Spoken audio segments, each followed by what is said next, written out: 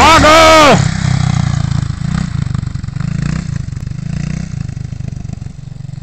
De fapt, nu se întâmplă nimic spectaculos ceea ce scriu.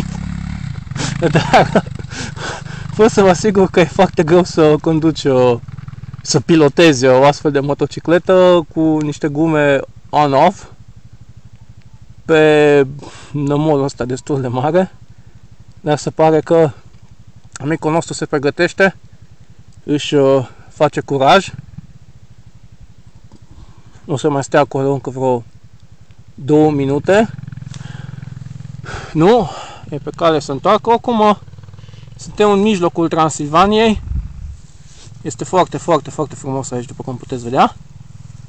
Și ne pregătim acum pentru apariția DR-ului tunat.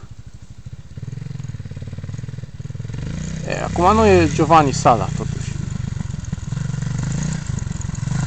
Opa, acum o să dea un gas. Bine așa!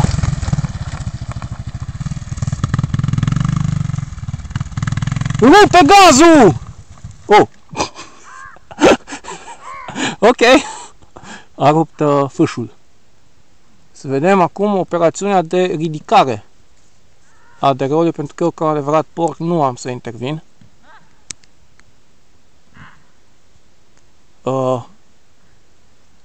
Ce se întâmplă acolo? Nu se vede, este ceva difuz. Păi poate nu-i place zona aia! Poate nu-i place zona aia! A, într-adevăr, suntem ca în zona din călăuza lui Tarkovski. Ok!